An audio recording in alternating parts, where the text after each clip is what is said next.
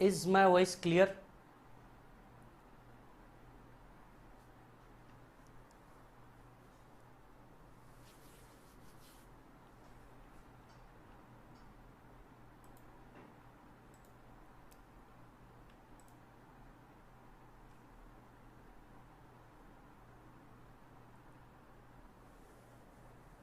Sir CA inter amendment की video कब तक आएगी? नालायक लड़के जा करके देख, ऑलरेडी अपडेटेड है।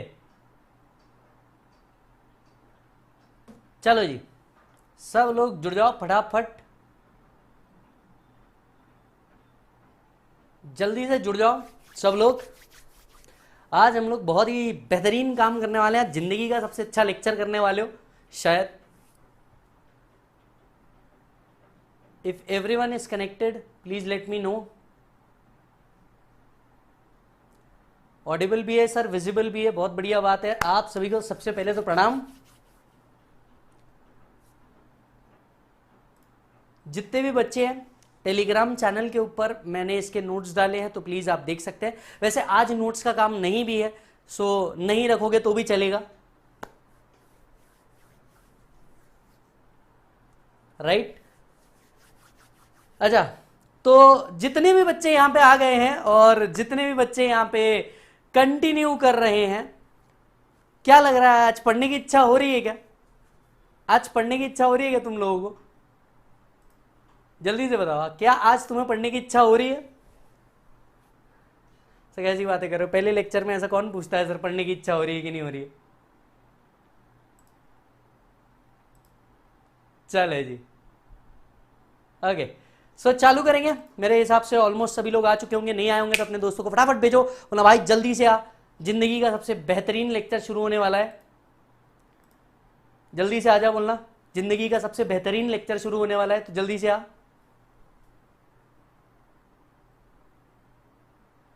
सर नवंबर 21 वाले भी देख लेगा। इतने नालायक लोग हैं ये लोग, भी आ गए ये लोग, और डेंजर लोग हैं।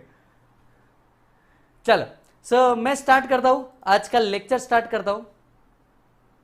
सबसे पहले कुछ चीजें बता दूं, उसके बाद लेक्चर को स्टार्ट करेंगे। सबसे पहले अभी जो आपका डेमो हो रहा है ये डायरेक्ट एक्सेस का डेमो हो रहा है, और जीएसटी का डेमो जो होगा वो 6:30 बजे होगा। क्लियर है? डायरेक्ट एक्सेस मैं पढ़ाऊंगा और जीएसटी जो होंगे विशाल सर पढ़ाएंगे, राइट? आज के लेक्चर के अंदर में आपको सिर्फ इतना करना है कि आपको किसी टैक्स के नॉलेज की जरूरत नहीं है। इनफैक्ट आज के लेक्चर में आपको फाउंडेशन आप पास नहीं भी है तो भी आराम से समझ में आ जाएगा, मेरी बात समझ लेना, ठीक है? आज सिर्फ हम लोग बेसिक पढ़ने वाले हैं, बड़ा मजा आने वाला है। So everybody let us start.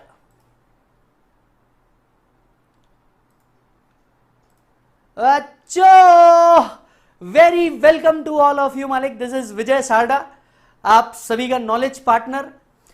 Direct access की इस जर्नी को, अगर मैं टैक्सेशन की बात करूं तो डायरेक्ट एक्सेस की इस जर्नी को या टैक्सेशन की जर्नी को 2 पार्ट के अंदर में डिवाइड किया जाता है। कितने पार्ट के अंदर में डिवाइड किया जाता है? 2 पार्ट के अंदर में। तो पेन और रजिस्टर लेकर के बिल्कुल रेडी रहना, आज बहुत सारी चीजें बताऊंगा। सबसे पहले तो मैं आपको पूरा बेसिक्स बताऊंगा, लेक्चर कैसे होंगे, नोट्स क्या होंगे, क्या क्या आपको आएगा, एंड इसके बाद हम लोग कंटेंट के ऊपर शिफ्ट होंगे, ठीक है?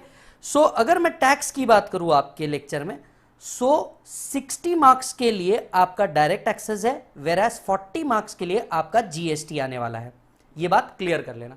तो 60 मार्क्स के लिए आपका डायरेक्ट एक्सेस है, 40 मार्क्स के लिए आपका जीएसटी आने वाला है, ठीक है सर? ये हो गया सब्जेक्ट का डिवीजन। सर दूसरी बात बताइए, मार्क्स का डिवीजन किस तरीके से है? आई मीन क्या ये जो 100 मार्क का पेपर है ये सिर्फ डिस्क्रिप्टिव आता है? It's a theory question, it's a practical question? Sir आपको तो पता है, मैं तो पहली बार समझ में आ रहा है, मैं तो पहली बार इस सब्जेक्ट को पढ़ रहा हूं। So it's a theory question और इट्स अ प्रैक्टिकल क्वेश्चन। आइए मैं आपको समझाता हूं। It's a theory based practical question, theory based practical subject, wherein आपको लॉ पढ़ना होगा। Technically we are learning law, that is income tax act 1961।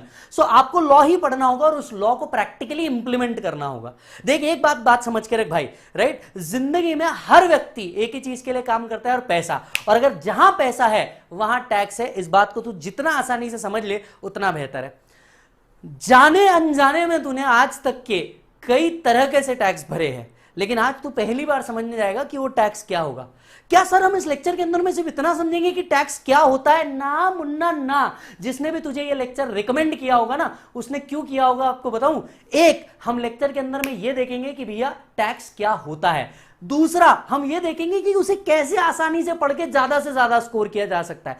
तीसरा, ये हमारे काम कहां आ सकता है भाई।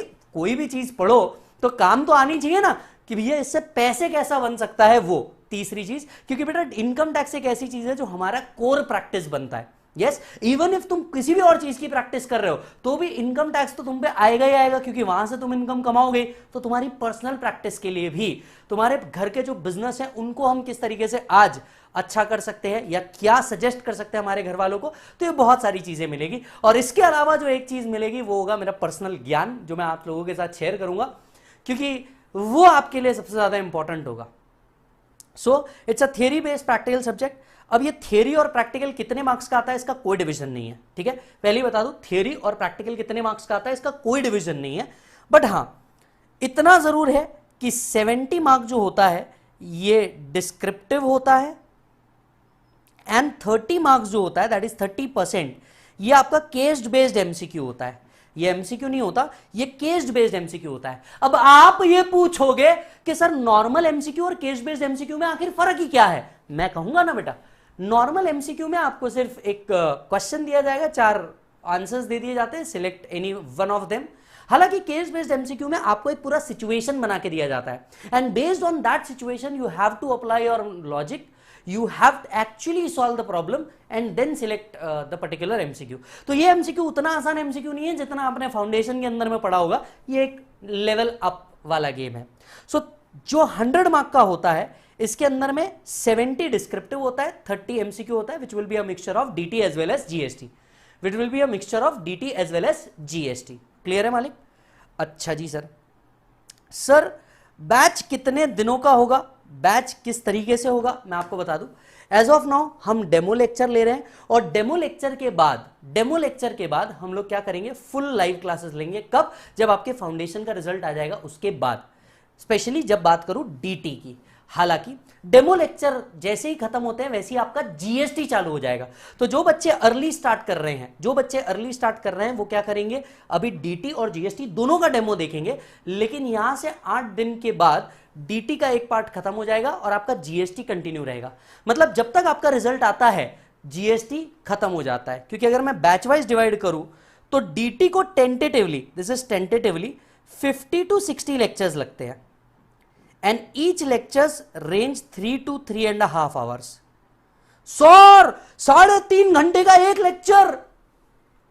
मैं आपसे एक वादा करता हूं और लेक्चर के एंड में आपसे कहूंगा यह वादा पूरा हुआ या नहीं।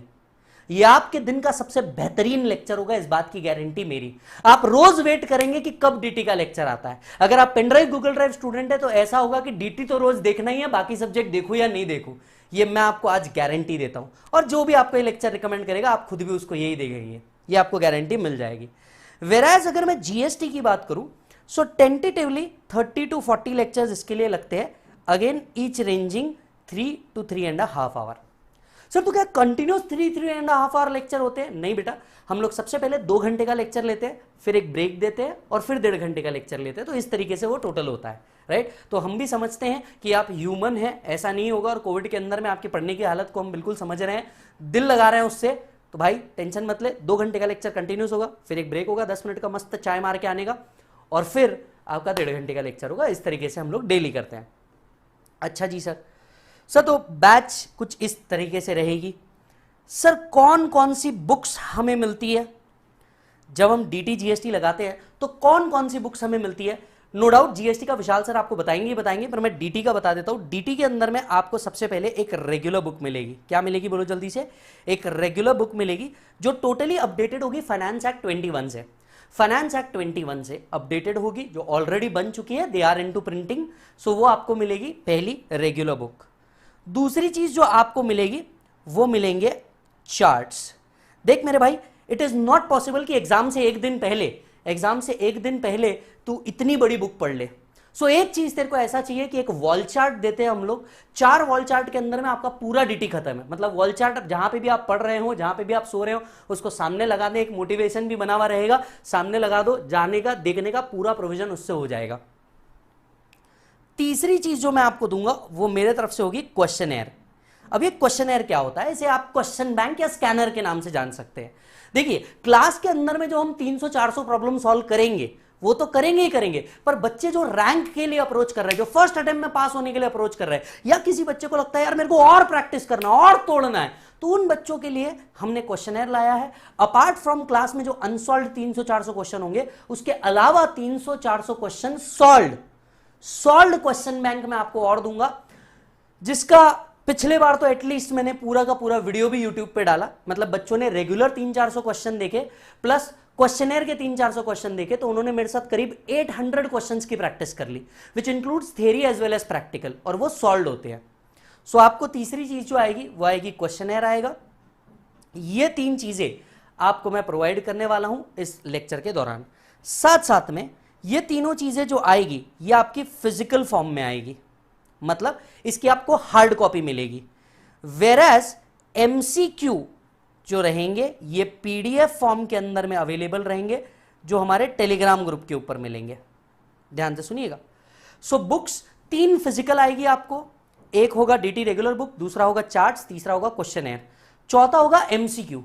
तो MCQ is a case based scenario MCQ, तो इसका हम डायरेक्टली पीडीएफ ओपन कर लेंगे, जो आपके पास पीडीएफ में अवेलेबल होगा, टेलीग्राम के ऊपर मिल जाएगा।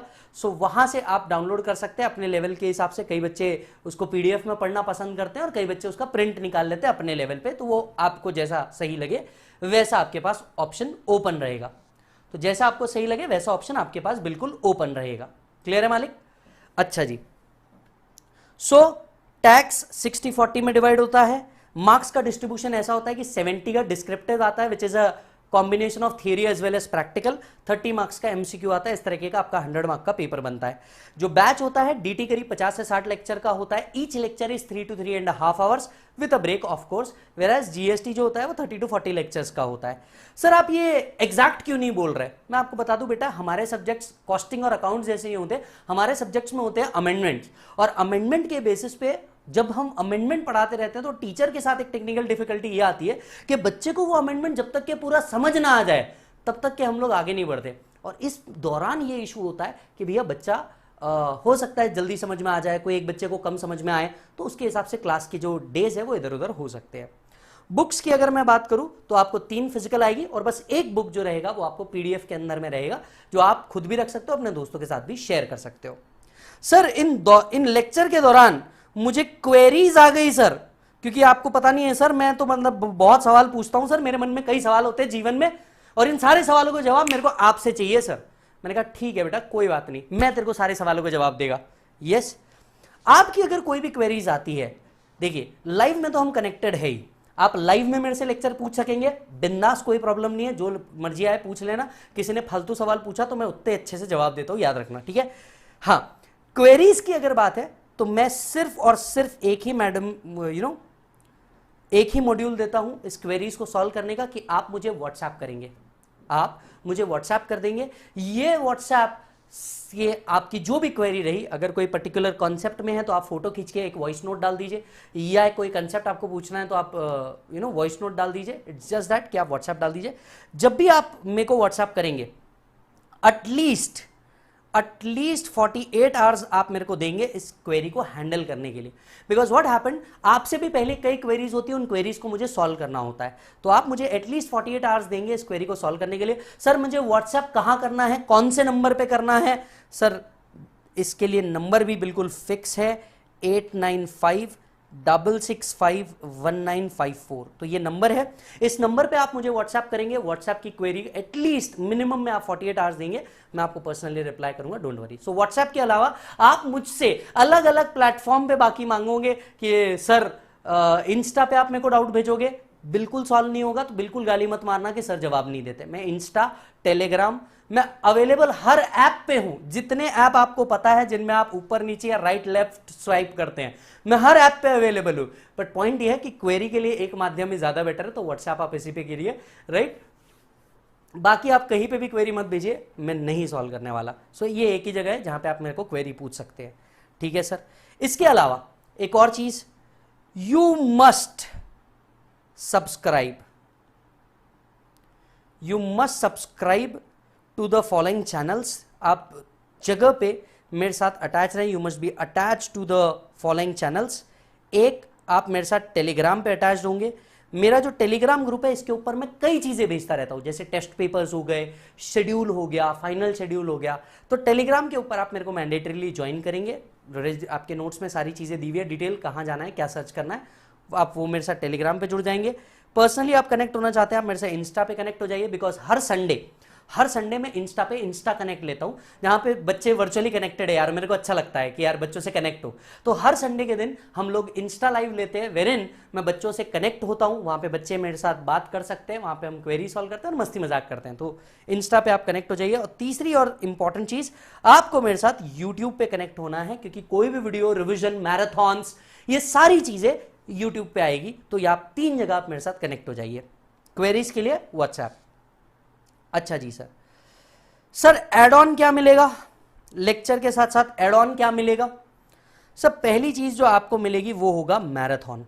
क्योंकि देख मेरे भाई, जैसे ही तेरे लेक्चर्स खत्म होंगे उसके बाद एग्जाम में करीब करीब मिनिमम में 3 महीने बचते हैं, और 3 महीने के अंदर तो आपको पता है आपको कितना याद रहता है। तो ऐसे टाइम पे पूरे 50 लेक्चर का जिस्ट सर क्या 10-12 घंटे के अंदर में हम कंप्लीट कर सकते हैं? यस, बिल्कुल कंप्लीट कर सकते हो। उसके लिए आता है बेटा मैराथन, राइट। सो हम मैराथन लेते हैं। इसके पहले भी आप देख लो, हर अटेम्प्ट के लिए, चाहे वो फाइनल का हो चाहे वो इंटर का हो, हमने मैराथन डाल रखे हैं। मैराथन के अलावा एटलीस्ट पिछले बार तो भी मैंने एबीसी एनालिसिस दिया। एबीसी एनालिसिस क्या होता है? एग्जाम से पहले हम कुछ एनालिसिस करते हैं कि भैया ये टॉपिक इंपॉर्टेंट है, तो बच्चों ने ये जगह पे फोकस करना चाहिए, ये अमेंडमेंट्स पे फोकस करना चाहिए, तो वो चीजें आती है। सो ये एड ऑन है जो आपको मिलेंगे, और ये सारे एड ऑन्स जो है ये आपको यूट्यूब के ऊपर मिलेंगे मेरे साथ, या तो टेलीग्राम पे मिलेंगे या इंस्टाग्राम पे मिलेंगे, तीनों में से एक जगह। मैराथन, एबीसी एनालिसिस, इसके अलावा इसको मैं श्योर नहीं कहता, पर इस बार मैंने किया है क्वेश्चनर डिस्कशन। हालांकि मैं इसको श्योर नहीं कहता हूं, मैं बच्चों को कमिट नहीं करता क्वेश्चनर डिस्कशन के लिए, लेकिन मेरे पास जैसे जैसे टाइम बचता है मैं क्वेश्चनर डिस्कशन डालते जाता हूं। तो तीसरी चीज है बेटा क्वेश्चनर डिस्कशन जो एड ऑन्स में होता है, राइट। चौथी चीज जो है वो है अमेंडमेंट।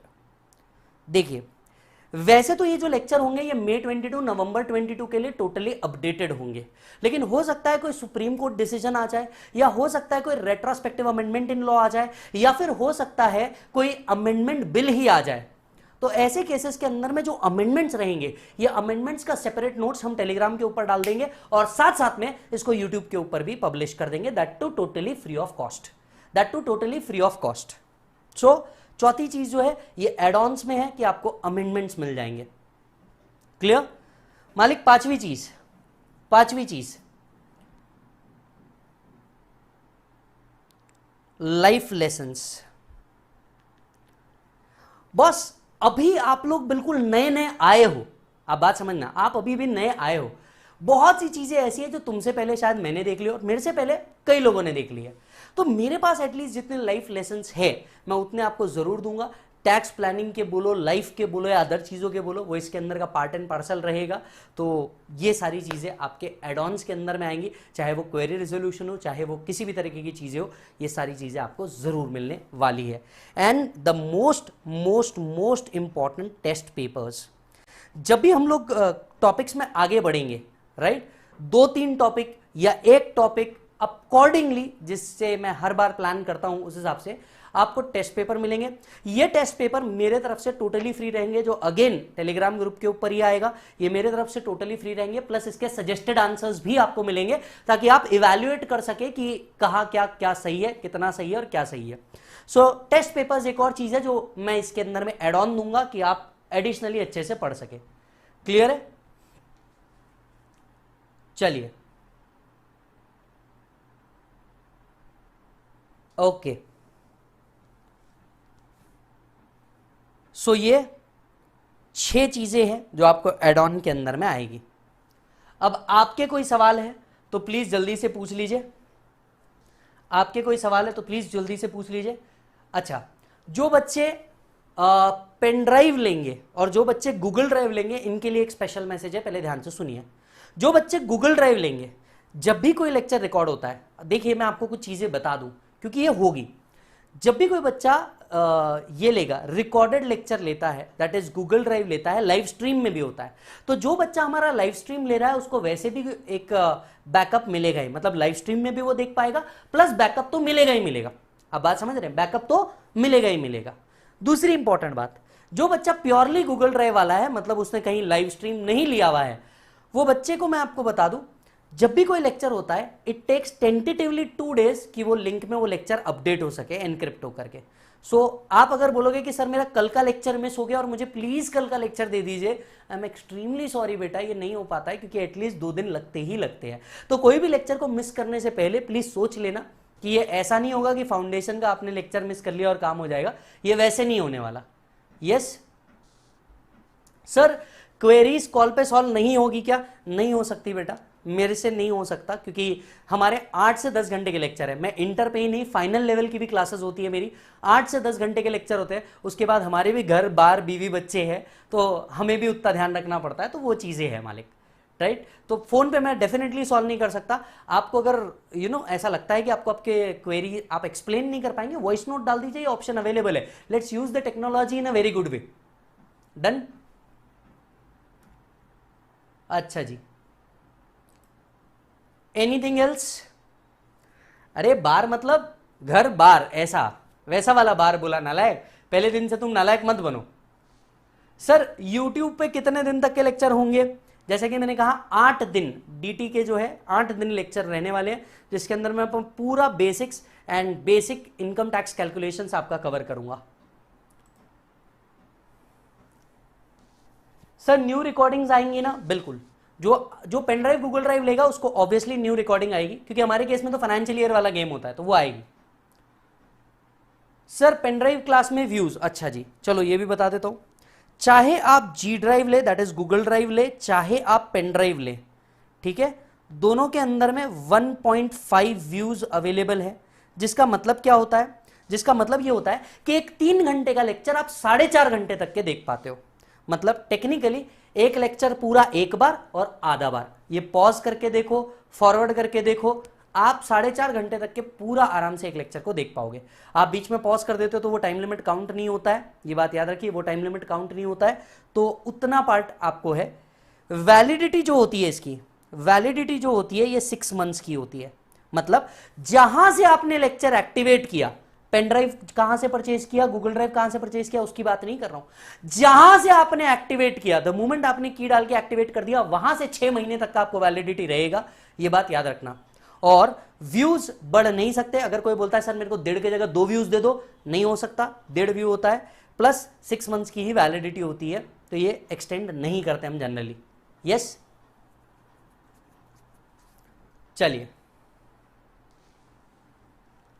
सो ये 2 चीजें होती है। सर अब पेन ड्राइव लेना या गूगल ड्राइव लेना, कई बच्चे ये सवाल मेरे से पूछते हैं, तो मैं अपफ्रंट बता दूं आपको।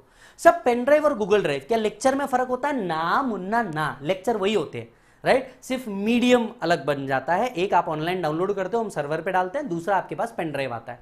तो आपने क्या सिलेक्ट करना चाहिए? पेन ड्राइव सिलेक्ट करना चाहिए या गूगल ड्राइव सिलेक्ट करना चाहिए? ये डिपेंड करता है बेटा बड़े आसानी से। अगर मान लीजिए आपके पास एक एक्टिव इंटरनेट कनेक्शन नहीं है, बहुत अच्छा इंटरनेट कनेक्शन नहीं है, तो आई विल सजेस्ट कि आप पेन ड्राइव के ऊपर जाइए, क्योंकि फिर लेक्चर सारे के सारे पेन ड्राइव में ही रहेंगे, तो आपको इंटरनेट की जरूरत नहीं, आप कहीं पे भी जाएं, आपके पास बस पेन ड्राइव होना चाहिए, आप उसको ले सकते हैं।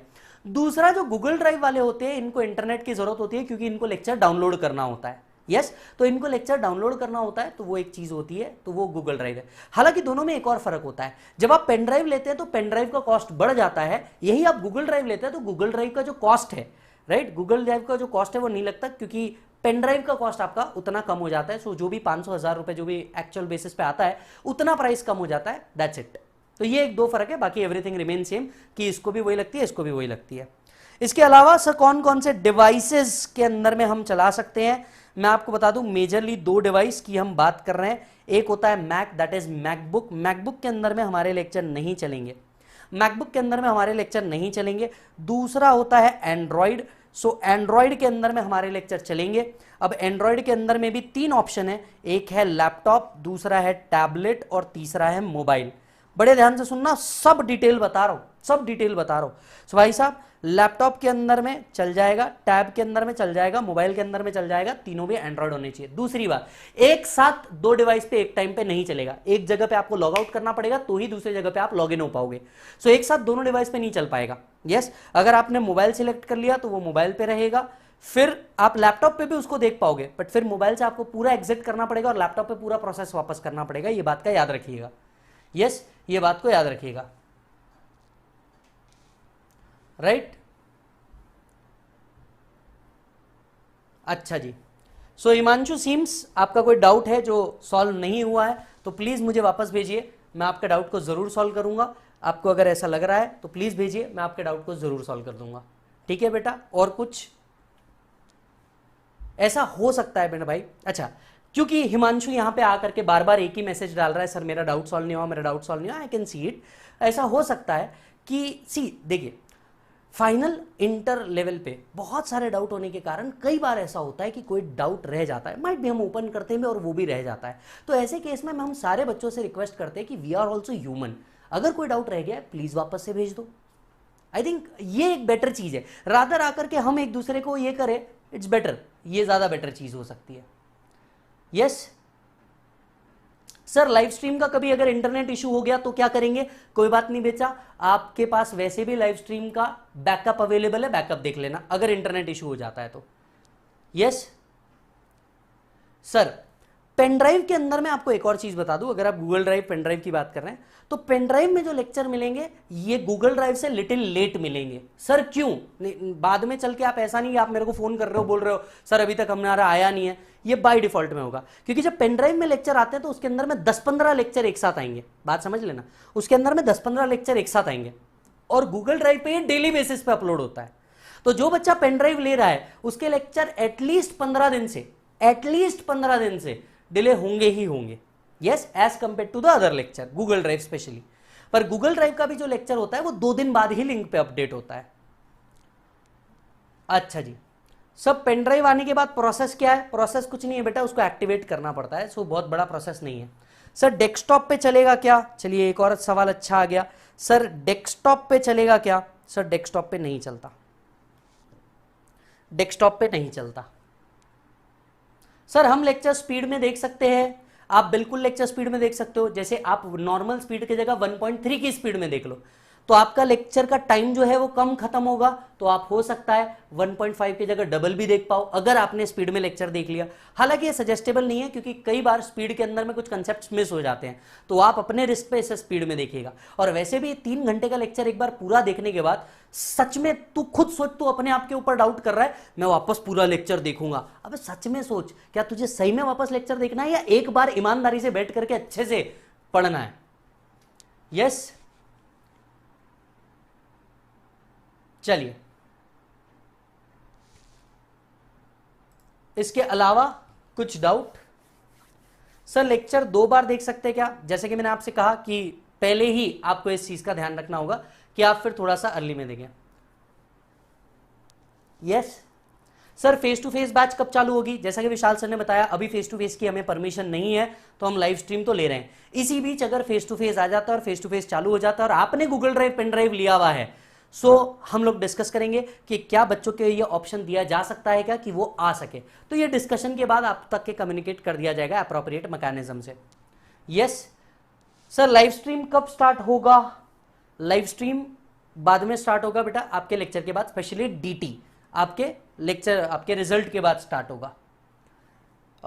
Sir live stream is better और pen drive better? Both are different things बेटा। लाइव स्ट्रीम हम आपको इस तरह से, जैसे अभी YouTube लाइव चल रहा है इस तरह से लाइव देने वाले हैं, पॉइंट 1 ये हुआ लाइव स्ट्रीम।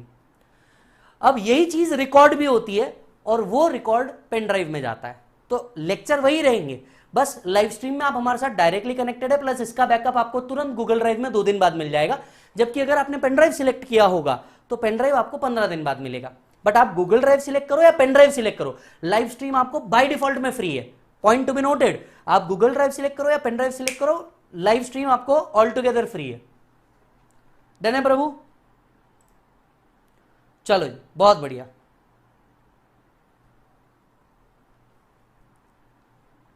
डन मालिक। सो ये सारी चीजें हैं। किसी के कोई और डाउट्स होंगे तो प्लीज आप भेज के रखिए। मेरे हिसाब से अब कंसेप्ट के ऊपर चलना ज्यादा बेटर है। ये सारी चीजें आपको समझ में आ गई होगी। कुछ अगर मेरे ध्यान में कुछ और पॉइंट्स आते हैं तो लेक्चर के एंड में मैं इसे जरूर रखूंगा। राइट, चलिए मैं आपको नोट्स के बारे में भी बता दूं, क्योंकि यहीं से हमारी शुरुआत होगी। ये मेरे डायरेक्ट टेक्स्ट के रेगुलर नोट्स का कॉपी है। रेगुलर नोट्स किस तरीके से डिजाइंड है, क्योंकि आपको आज से ही इसे वेल वर्स होना बहुत जरूरी है। सबसे पहले अगर आप देखोगे तो आपको चैप्टर के पहले एक इंडेक्स बना करके दिया हुआ है, ताकि कोई पर्टिकुलर कंसेप्ट अगर आपको ढूंढना है तो आप डायरेक्टली उस कंसेप्ट के पेज नंबर पे देख लो। साथ ही साथ कई बच्चे ऐसे होते हैं जिनको सिर्फ अमेंडमेंट कौन सा उसके ऊपर फोकस करना होता है, तो यहां पे हम लोग सेपरेटली लिख करके देते हैं कि अमेंडमेंट क्या है। राइट, एक स्पेस आपको मिलता है, आपको कुछ डिजाइन करना है, कुछ लिखना है उस चीज के लिए। यहां से आपके नोट्स चालू होते हैं, which will be a 4 colour notes. Black denotes general provision, green denotes important thing, red denotes amendment and blue denotes heading of the topic. Right, so इस तरीके की सारी चीजें दी है। It's a multi colour pictorial notes जो आपको बहुत मजा आएगा। प्लस ये क्लास नोट्स जैसे रजिस्टर जैसे बनाए हुए हैं, तो आपको हमेशा उस चीज का फील हमेशा रहेगा। राइट, जैसे ही सारी चीजें हुई हम लोग आगे बढ़ेंगे। जगह जगह पे टेबल एंड अदर ऑप्शंस आपको बना के दिए हैं ताकि चीजें सिंप्लीफाई हो जाए। इस तरीके से अमेंडमेंट डाले हुए हैं रेड कलर से, ताकि आपको क्लियर पता चल जाए कि लॉ कहां चेंज हुआ है। इसके बाद टेबल्स बना करके दिए हुए हैं। देन जब आप आगे आओगे, कई चीजें आपको बताई हुई है कि कौन सी चीज जो आप पढ़ोगे बट यहां नहीं है, फाइनल में है, तो उस बारे में आपको बताया गया है। एक ब्रॉड स्ट्रक्चर आपको दिया है मैंने कि इनकम टैक्स का जनरल ब्रॉड स्ट्रक्चर क्या होता है, ताकि आप पता कर सको। इसके बाद में जहां जहां आपके लेवल पे केस लॉ की जरूरत होती है, हमने उसको केस लॉ को भी डाला हुआ है। फॉर योर प्रैक्टिस चीज डाली हुई है। फॉर योर प्रैक्टिस क्या होता है, इसे हम नो योर प्रैक्टिस या फॉर योर प्रैक्टिस कहते हैं। ये नो योर प्रैक्टिस के अंदर में मैंने मॉड्यूल आरटीपी एमटीपी, ध्यान से सुनिए, मॉड्यूल आरटीपी एमटीपी, आपके जितने पास्ट एग्जामिनेशन क्वेश्चन है उनमें का बेहतरीन चीजें निकाल करके कंपाइल की है। कुछ चीजें यहां पे कंपाइल कर दी है, क्लास के अंदर में इसे हम अनसॉल्व्ड क्वेश्चन बोल के सॉल्व करेंगे कंसेप्ट समझने के बाद। और कुछ जो क्वेश्चंस है उसको मैंने क्वेश्चनर में शिफ्ट कर दिया। मतलब टेक्निकली आप ये बुक प्लस क्वेश्चनर पढ़ लोगे तो आपको कुछ भी और पढ़ने की जरूरत नहीं पड़ेगी। यस, कुछ भी और पढ़ने की जरूरत नहीं पड़ेगी। क्लियर है? डन। तो इस तरीके की सारी चीजें रहेगी। प्लस कुछ सॉल्व प्रॉब्लम मैंने यहां रखे हैं, कुछ जगह पे नहीं रखे हुए। तो जहां जहां पे मेरे को लगता है कि यहां पे कुछ प्रॉब्लम सॉल्व प्रॉब्लम हो जाने चाहिए, तो वहां पे मैंने सॉल्व भी रखे। अनसॉल्व तो खैर है ही है। डन। पेज को आप बड़े आसानी से समझ पाओगे क्योंकि पेज नंबर नीचे दिया हुआ है और यहां पे टॉपिक भी बताया हुआ है कि कौन सा टॉपिक है। तो आप नीचे से भी वो बुक फ्लिप करोगे तो आपको क्लियर कट पता चल जाएगा। That's how your notes are made. Right, अच्छा जी। अब जितने भी बच्चे हैं मैं उन सभी से रिक्वेस्ट करूंगा कि अब आपके जितने भी सवाल है उसे शांत कर लीजिए। लेक्चर के बाद आराम से देख लेंगे, आप कंसेप्ट के ऊपर फोकस करते हैं। तो जितने फाउंडेशन के आप लोग नए बच्चे आए हैं, मैं सभी से रिक्वेस्ट करूंगा कि प्लीज आप कमेंट बॉक्स को थोड़ा सा आराम दे, अनलेस एंड अनटिल मैं आपसे कोई सवाल पूछ लूं। तब तक कि आपके जितने सवाल है संभाल के रखें। लेक्चर खत्म होने के बाद मैं आपके सारे सवालों के आराम से जवाब दे दूंगा। ठीक है, तो वो मेरे पे छोड़ दो। तब तक कि आप अपने कमेंट को शांत कर दें, क्योंकि आप अगर कमेंट करते रहेंगे तो मेरा ध्यान बार बार वहां पे जाएगा, तो उससे इफेक्टिव लर्निंग नहीं होगी। सो कमेंट को शांत कर दो। बिल्कुल लेक्चर एंड होने पे आपके सारे डाउट्स को और झेल लूंगा मैं। क्लियर है मालिक? Okay, so let us start the journey of income tax, direct tax. Late us start. अब इनकम टैक्स एक्ट क्या पढ़ना है भाई साहब? हमको पढ़ना है income tax act 1961। Income tax act 1961 ये है हमारा सब्जेक्ट भाई साहब। कितने मार्क्स के लिए दे रहा है? 60। कितना? 60 मार्क्स के लिए दे रहे हैं। चलो बहुत बढ़िया भाई साहब। अब समझते हैं कि क्या है ये सब्जेक्ट और ये इनकम टैक्स आखिर लाया किसने। सर देखो, मैं बेसिक बच्चा हूं, अपने को चाहिए जीरो से। मैंने बोला ओके, टेंशन मत ले, जीरो से जाएंगे। सर मुझे बताइए ये आखिर कौन था? क्या पहली बार इनकम टैक्स 1961 में ही आया? मुझे बहुत हिस्ट्री में जानना है, मुझे सब कुछ जानना है तुम्हारे बारे में। मैंने कहा ठीक है, बता देंगे, चिल मारो, सब बताएंगे, आराम से सुनिए। सो क्या इनकम टैक्स पहली बार 1961 में आया? ना मुन्ना ना, इनकम टैक्स बहुत पहले ही आ चुका था। कहां से आ चुका था? अगर मैं मुगलों के जमाने की बात करूं, राइट, आप एक व्यक्ति को जानते होंगे जो बहुत बड़े गुरु है, गुरुओं के गुरु है, चाणक्य जी। चाणक्य जी ने सबसे पहले जब अर्थशास्त्र लिख रहे थे तब उन्होंने एक फ्रेज लिखा था टैक्स को एक्सप्लेन करने के लिए। वो फ्रेज मैं आपके सामने कहना चाहूंगा, इजाजत दीजिएगा। वो फ्रेज था, just like sun draw moisture from earth, just like sun draw moisture from earth, we will collect the taxes from the people and give it back as services। बड़ी शालीनता से उन्होंने टैक्स को समझाने की कोशिश की। इसका मतलब यह था कि जिस तरीके से सूरज धरती से इवेपोरेशन प्रोसेस से पानी ले लेता है और बाद में एक बारिश के तौर पे हमें वापस दे देता है, ठीक उसी तरीके से अच्छे एडमिनिस्ट्रेशन के लिए चाणक्य जी कहते हैं कि हम टैक्स कलेक्ट करेंगे और इस टैक्स कलेक्ट करने के बाद हम लोगों को इसे सर्विसेज के तौर पे वापस देंगे, हम इसे सर्विसेज के तौर पे वापस देंगे। So just like sun draw moisture from earth, we will collect the taxes from people and give it back as services. तो आज जब भारत सरकार टैक्स कलेक्ट करता है, आज जब भारत सरकार टैक्स कलेक्ट करता है तो वो क्या करता है इस पैसे का, डिस्कस करेंगे इसी तंज पे। अब बढ़ते हैं आगे। जैसे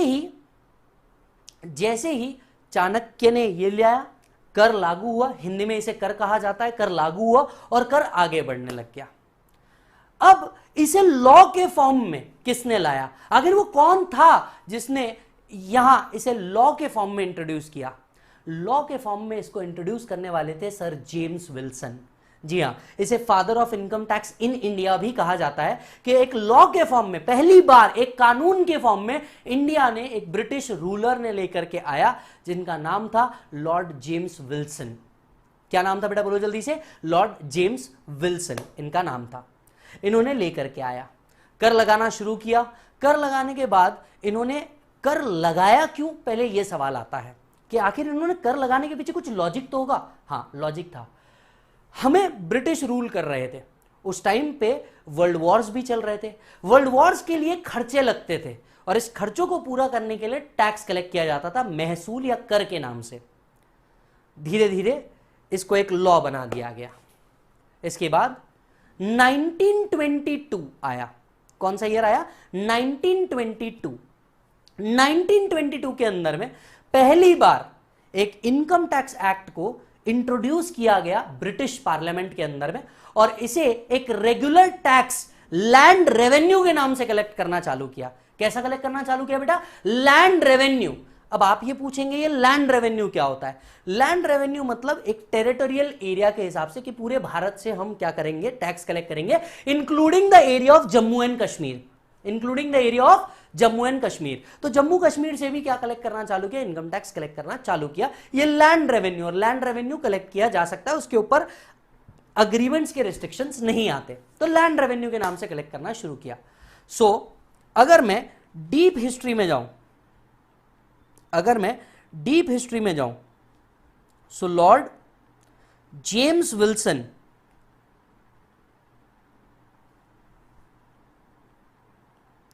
introduced income tax act.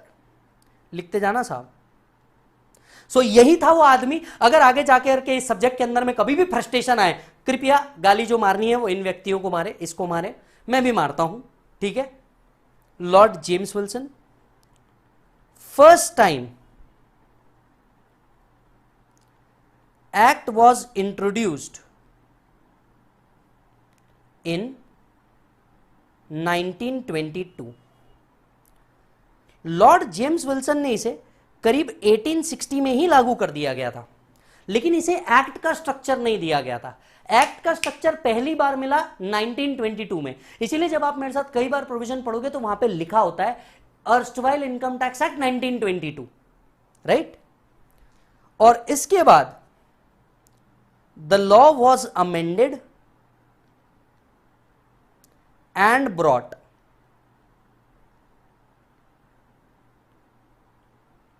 Income tax act 1961।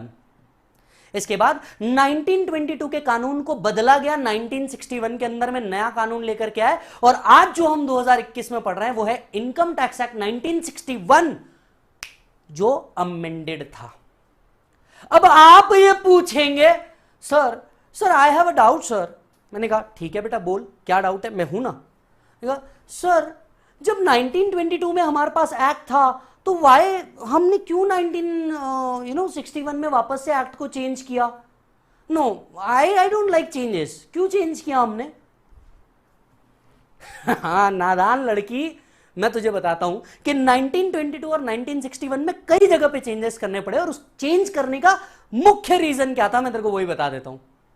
हाँ यस सर, मुझे तो बताइए, आप जल्दी से बताइए क्या क्यों करना जरूरी हुआ ये। बेटा वो हुआ इसलिए क्योंकि 1922 में हमारा भारत आजाद नहीं था, तो हर जगह पे कानून में ब्रिटिश पार्लियामेंट वर्ड यूज हुआ करता था, बराबर है। 1947 में मिली हमें आजादी, 1947 में हमें मिली आजादी 15 अगस्त 1947। अब 1947 के बाद जब हमें आजादी मिल गई तो हमने हमारा पार्लियामेंट लगा दिया, पर इनकम टैक्स के एक्ट के अंदर में तो आज भी ब्रिटिश पार्लियामेंट वर्ड यूज होता था। ब्रिटिश पार्लियामेंट तो रहा ही नहीं, वो तो इंडियन पार्लियामेंट बन गया। प्लस कई जगह पे उनके अथॉरिटीज के अप्रूवल थे, अब हमने हमारा अथॉरिटी बनाना था तो वहां चेंज चाहिए था। प्लस समय के अनुसार, यस समय के अनुसार बदलाव की जरूरत होती है, तो इसलिए भी कई बदलाव किए गए। तो जरा शायरी में कहना चाहूंगा, बात दिल तक पहुंचे तो वाह वाह करना, बात अगर दिल तक पहुंचे तो वाह वाह करना। कि पन्ने दर पन्ने तो हमारी हैंडराइटिंग भी बदल जाती है, और तुम उम्मीद कर रहे हो कि लोग और कानून बिल्कुल ना बदले। यह तो सही नहीं है कि हर पन्नों पे हमारी राइटिंग बदल जाती है और तुम उम्मीद कर रहे हो कि वो लोग और कानून बिल्कुल ना बदले। यह तो सही नहीं है ना, बदलना जरूरी है। तो समय के अनुसार 1961 के अंदर में इस लॉ को बदला गया। तो वापस से पता कर लेते हैं, हिस्ट्री आ रही है चाणक्य के टाइम से, लेकिन हमें इतना पता करने की जरूरत ही नहीं है इसको उतारा किसने, कागजों में इसको किसने उतारा। पहला लॉर्ड जेम्स विल्सन, जिन्होंने इनकम टैक्स एक्ट को 1860 में लाया। वॉर के टाइम पे इसे मैक्सिमम यूज किया गया, पर इसे कंटिन्यू नहीं किया गया, फिर इसे डिसकंटिन्यू कर दिया गया। बाद में आकर के 1922 में एक प्रॉपर एक्ट बना दिया गया और इसे लैंड रेवेन्यू के नाम से कलेक्ट किया गया। So it was and still collected as land revenue. It was and still collected as land revenue. Yes प्रभु। चलो जी अब बढ़ते हैं आगे। हिस्ट्री तो हमने समझ ली सर, इनकम टैक्स एक्ट 1961, पर सर हमें कई और चीजें पढ़नी है। आप हमें समझाइए ये किस तरीके से वर्क करता है, ये कैसे वर्क करता है। जरूर समझाएंगे सर, लेकिन इसके पहले हमें कुछ बेसिक समझने होंगे। तो मैं जानता हूं और जानना चाहता हूं कुछ बेसिक्स, सम बेसिक्स जो मैं आपसे समझना चाहता हूं। मैं तो बेचारा नया नया बच्चा हूं, कौला हूं। मुझे बताइए how you read this.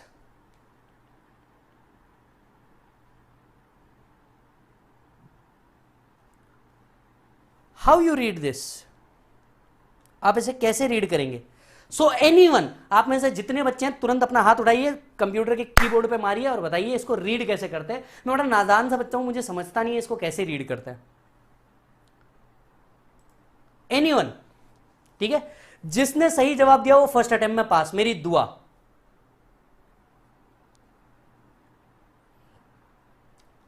To sub section 22।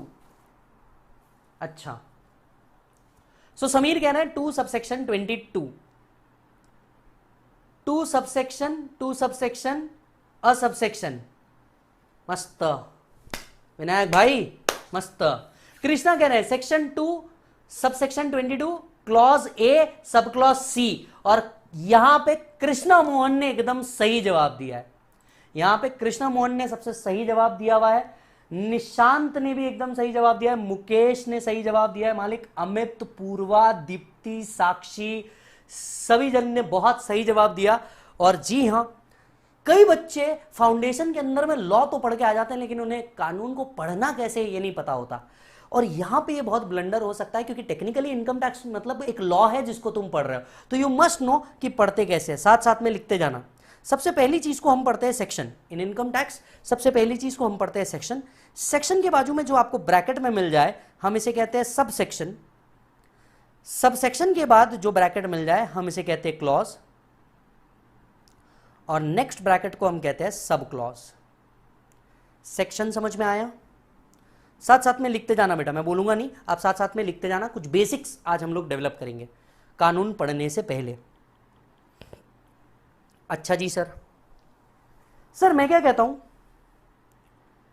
Act और रूल्स दोनों सेम ही चीज होती है। चलो उससे पहले एक वाइल्ड गेस करना, इनकम टैक्स में कितने सेक्शन होंगे? एक वाइल्ड गेस करो, how many sections will be there in income tax act? How many sections will be there in income tax act? बताने के लिए आपको बता दूं, इनकम टैक्स का बुक कुछ इस साइज का होता है। बताने के लिए आपको बता दूं, इनकम टैक्स एक्ट का बुक कुछ इस साइज का होता है। तो एक वाइल्ड गेस मारिए कि किस साइज का होगा। 600 प्लस, जी हां 600, 298, बहुत बढ़िया, 400 प्लस, बहुत शानदार, 545, क्या बात है, 10,005, 10,005 एक, 758, 400 to 500, 500 to 600, क्या बात है। सर क्यों डरा रहे हो? अरे डरा नहीं ना हूं बेटा, ये तुम्हारी अब जिंदगी होने वाली है।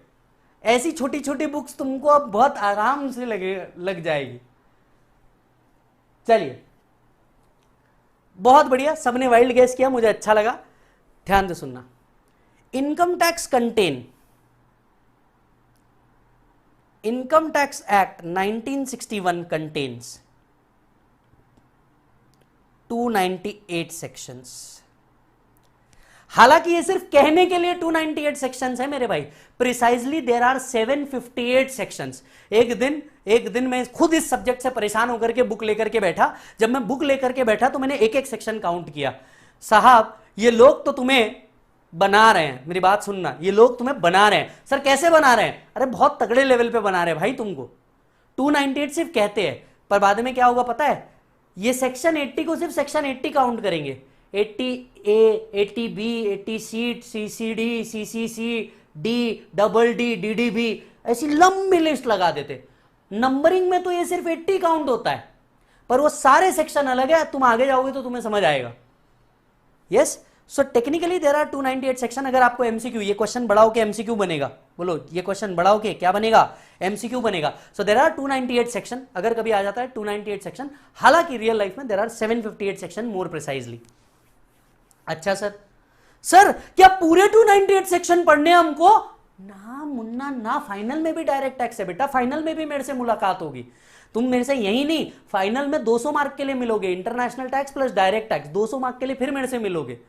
तो कुछ यहां पे है, कुछ वहां पे है, राइट? अच्छा जी सर क्या हमें सेक्शन नंबर याद रखना जरूरी है sir? Do we need to recall the sections? क्या हमें सेक्शंस को याद रखना जरूरी है? Straight answer no. हालांकि मेरे साथ आपको आदत हो जाएगी, इस बात की गारंटी मेरी। आपको सेक्शन नंबर याद करने नहीं होते, बहुत ही फुटाइल एक्टिविटी है, बिल्कुल मत करना। ये टाइम वेस्ट वाली एक्टिविटी है, तो बिल्कुल मत करना सेक्शन नंबर याद, इससे मार्क्स नहीं मिलते, ये बात याद रखिएगा, राइट?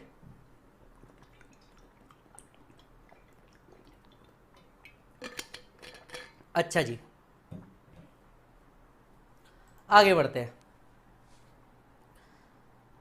मैं तो कहता हूं सर ये एक्ट और रूल्स एक ही होता है, क्योंकि देखो हमको उन्होंने कहा एक्ट बट मैंने तो एक्ट के अलावा रूल्स भी पढ़े। अब आपके मन में सवाल आएगा, ये दोनों सेम हुए हैं कि अलग अलग हुए हैं? मैं तो कहता हूं दोनों सेम होते हैं। चलो बोलो हाँ या हाँ।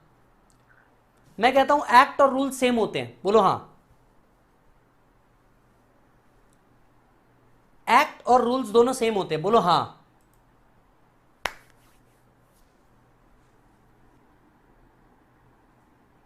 नहीं नहीं, अरे एक होते हैं, कैसी बात कर रही हो तुम लड़की विभूति? बेटा ये एक ही होते हैं, एक्ट और रूल्स तो एक ही होते हैं। किसने कहा? कौन कह रहा है? ये कौन है वो आदमी जो कह रहा है अलग अलग है? अलग है, दोनों अलग है। नहीं, ओ तेरी, हार्दिक, यश, नवीन, प्रतीक्षा, इंदु सब बोल रहे हैं नहीं। क्या डिफरेंस है भाई दोनों में? कितने प्रतिभाशाली लोग हैं हमारे, क्या डिफरेंस है दोनों में? शायद साइज का हो, ये रूल्स का साइज है। शायद साइज का हो, ये रूल्स का साइज है। Rules are the part of act. अच्छा, rules are the part of act. तो अच्छा, जैसे मैंने किसी से पूछा कि भैया एक्ट क्या होता है और रूल्स क्या होता है, किसी को सिंपल भाषा में समझाना चाहोगे तो क्या समझाओगे?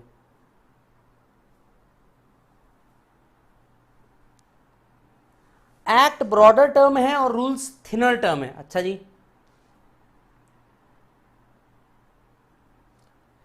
एक बच्चा आज मेरी लेने पे तुला है। मिलन मिलन लिखता है, विजय सर लड़कियों पे ज्यादा ध्यान देते हैं।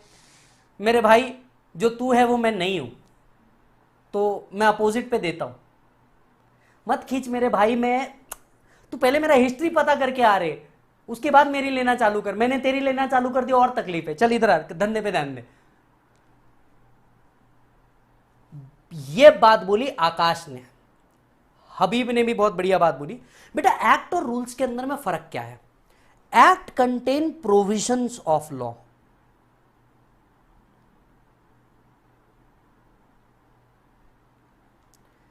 Act contain provisions of law, whereas rules contain implementation of law। छोटा सा एग्जांपल समझाना चाहूंगा। एक्ट क्या होता है, ध्यान से सुनना। एक्ट क्या होता है? वो बताता है कि आपको रिटर्न भरना है। एक्ट सिर्फ इतना बताता है कि बेटा आपको रिटर्न भरना है, बराबर है। रूल्स बताता है कब भरना है, कैसे भरना है, कौन से फॉर्म में भरना है, क्या क्या डॉक्यूमेंट सबमिट करने हैं, किसको भरना है, किसकी साइन होगी, किसके पास जाएगा, कहां से आई है, कहां को जाएगी, ये सारी बातें फिर बाद में रूल्स करता है।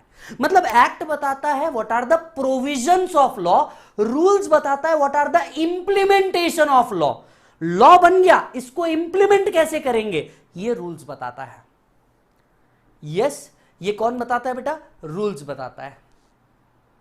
अच्छा जी sir, act is income tax act 1961, जबकि रूल्स जो होता है वो होता है इनकम टैक्स रूल्स 1962। अब आप ये पूछेंगे कि सर एक्ट 1961 रूल्स 1962 ऐसा क्यों? ये तो भेदभाव है ना सर, एक्ट 1961 रूल्स 1962 ऐसा क्यों? इस सवाल को पकड़ के रखिएगा, शायद आज या आज नहीं तो कल डेफिनेटली इस सवाल का जवाब मिलेगा। तो एक सवाल मैं आपके दिमाग में छोड़ रहा हूं, एक्ट 1961 और रूल्स 1962 ऐसा क्यों? क्लियर है? ठीक है, ये एक सवाल है, जब जुड़ेगा ना तुम्हारे दिल से निकलेगा भाई फुल रिस्पेक्ट, ऐसा। सो सबसे पहले सेक्शन के बाद एक्ट, रूल्स। सर एक्ट और रूल्स को अलग अलग पढ़ना होता है या साथ में पढ़ना होता है? अब आप बताइए। अगर मैंने आपको ये डिफरेंस बता दिया तो आप मुझे बताइए कि एक्ट और रूल्स को फिर साथ में पढ़ना होगा या अलग अलग पढ़ना होगा?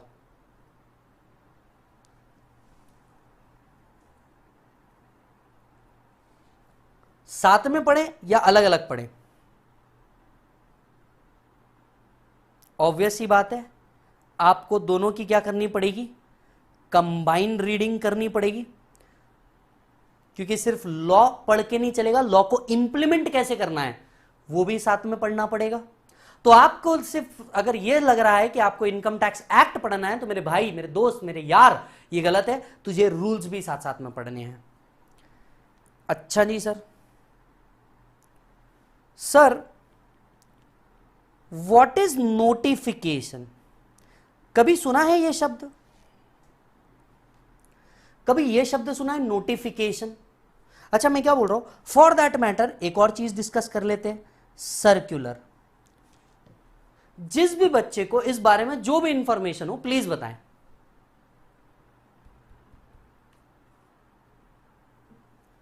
नोटिफिकेशन क्या होता है, सर्कुलर क्या होता है, और ये क्या काम आते हैं?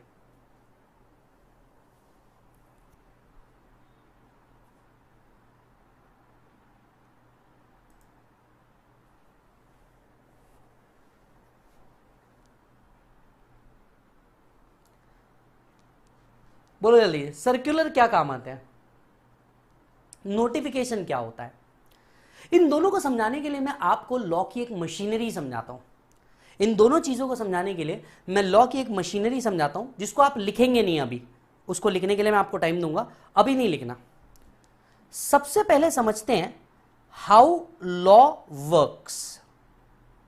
कोई कानून काम कैसे करता है, स्पेसिफिकली इनकम टैक्स का कानून काम कैसे करता है, यह अभी लिखना कुछ नहीं, सिर्फ समझ लेना। मैं इसको लिखने के लिए सेपरेट टाइम दूंगा, क्लियर है?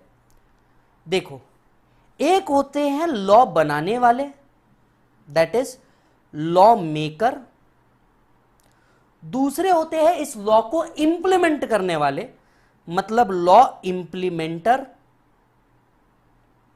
और तीसरे होते हैं इसको देख के, समझ के, जान के, बूझ के, परख के सही डिसीजन देने वाले, मतलब लॉ इंटरप्रिटर।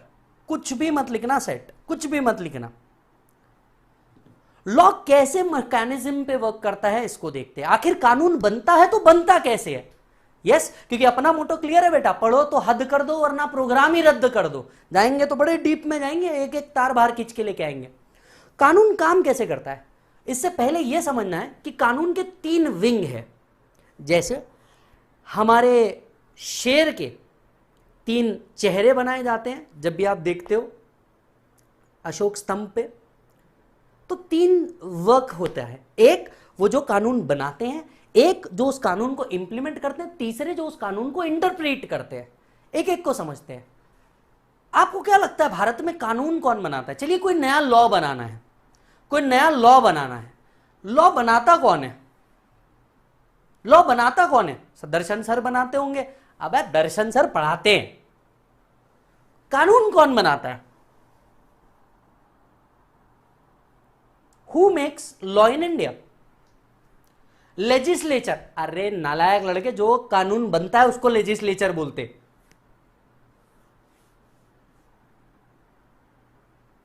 एमपी लोग कानून बनाते हैं। अच्छा भाई साहब, एमपी लोग कानून बनाते हैं। कल्पना जी, आपको सच में ऐसा लगता है बच्चे कि वो कानून बनाने वाले लोग हैं? वो उसे पास करते हैं या कानून बनाते हैं? पार्लियामेंट लॉ बनाता है। अरे नालायको, पार्लियामेंट उसको पास करता है। पार्लियामेंट कोई पर्सन है जो लॉ बना देगा? आए बड़े, पार्लियामेंट पार्लियामेंट क्या, CA inter first attempt parliament उसको पास करता है। मैं आपसे सवाल क्या पूछ रहा हूं, सवाल पे ध्यान दो। Who makes law in India? Parliament में बिल पास होते हैं। यह आया सही जवाब, और सही जवाब दिया है दीक्षा दीक्षित बच्चे ने। बेटा, लॉ बनाया जाता है ministry of law and justice, जिसको बोलते हैं MOLJ, ministry of law and justice कहा जाता है बेटा इसको। सब मिलकर लॉ बनाते हैं, खिचड़ी है ना, सब मिलकर लॉ बनाएंगे। हाँ, ministry of law and justice. So who makes law in India? Law maker is ministry of law and justice, MOLJ, along with relevant ministry। सबसे पहले एक ड्राफ्ट बिल बनता है। यहां का प्रोसेस आपने फाउंडेशन में पढ़ा है, इसके आगे का प्रोसेस आपने पढ़ा है, पर ड्राफ्ट बिल कौन बनाता है? Ministry of law and justice. Ministry of law and justice सबसे पहले ड्राफ्ट बिल बनाती है। ये ड्राफ्ट बिल किस बेसिस पे बनता है, आखिर कैसे उनको समझ में आता है? मतलब इमेजिन करना, कोई ministry of law and justice के हेड वो सोए हैं आराम से, क्या कानून की देवी आती होगी, उनको कहती होगी हे हेलो सुन सुन सुन, ए सुन सुन, सो मत उठ उठ उठ, कल ना सुबह उठ के जब तू ऑफिस जाएगा ना तो प्लीज एक नया कानून बना देना। ऐसा होता होगा? क्या उनके सपने में आता है कि क्या कानून बनाना है? कैसे पता चलता होगा उन्हें कानून बनाना है? सोचो सोचो सोचो, ये लेक्चर में ना आपकी थिंकिंग कैपेसिटी जितनी डीप में जाएगी, क्लैरिटी उतनी जल्दी आएगी। तो उनको क्या ऐसा होता होगा कि उनको जा करके कोई सपने की देवी उन्हें उठाती होगी, कल ना प्लीज ये वाला लॉ बनाना और पेज ना पिंक यूज करना, ऐसा होता होगा? यस, दिस इज, अंश ने बिल्कुल सही बात करी। Public problems, related issues, political and non political issues, इन सबको बेसिस पे एक कानून बनाया जाता है, इन सबको ध्यान में रखते हुए एक कानून बनाया जाता है। बात समझ रहे हो? इन सबको ध्यान में रखते हुए एक कानून बनाया जाता है। Ministry of law and justice जिस भी मिनिस्ट्री से रिलेटेड कानून है उस मिनिस्ट्री के साथ सबसे पहले एक ड्राफ्ट बिल बनाता है। इस ड्राफ्ट बिल को बोथ हाउसेस ऑफ पार्लियामेंट में रखा जाता है,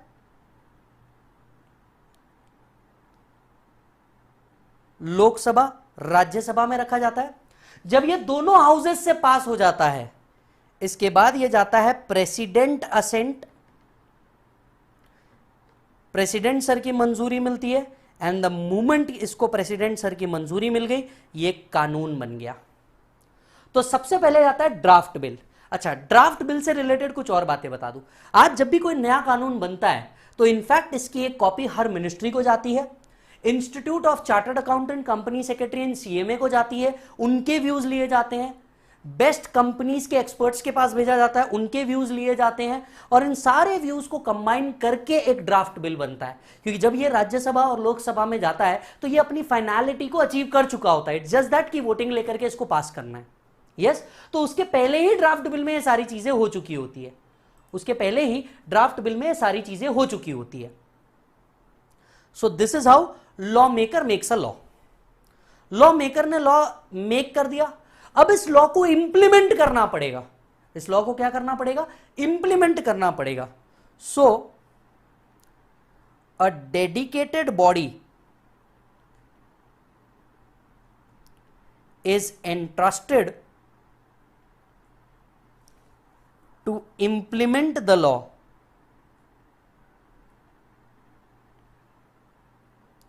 ठीक है, अब डेडिकेटेड बॉडी कौन बनी?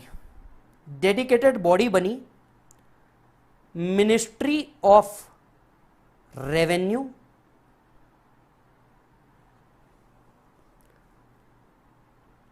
डिपार्टमेंट ऑफ फाइनेंस, और इसके अंदर में दो पार्ट बने, एक बना सीबीडीटी, दूसरा बना सीबीआईसी। दो पार्ट बने, एक बना सीबीडीटी, दूसरा बना सीबीआईसी।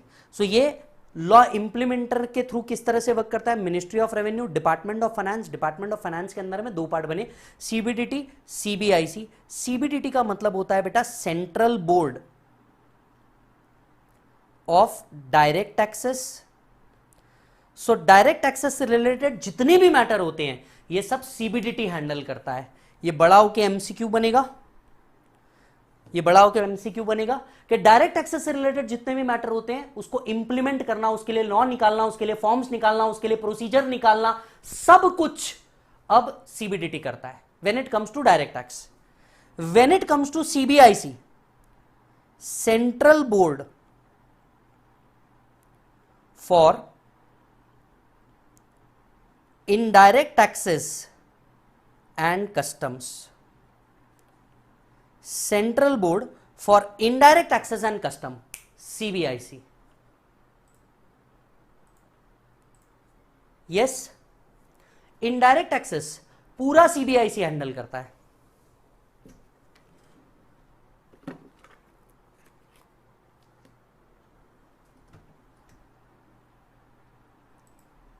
अब क्या होता है जरा ध्यान से सुनिए, लॉ मेकर ने लॉ बना दिया, लॉ इंप्लीमेंटर ने जो लॉ बना है उसको इंप्लीमेंट कर दिया, बराबर। जब इंप्लीमेंटेशन करोगे तो तुम्हें एक्चुअल समझ में आती है कि दिक्कतें कहां कहां आ रही है। अब एक छोटा सा एग्जांपल देता हूं, कुछ सालों पहले दैट इज 2017 में रिटर्न भरने के लिए आधार कार्ड होना जरूरी कर दिया।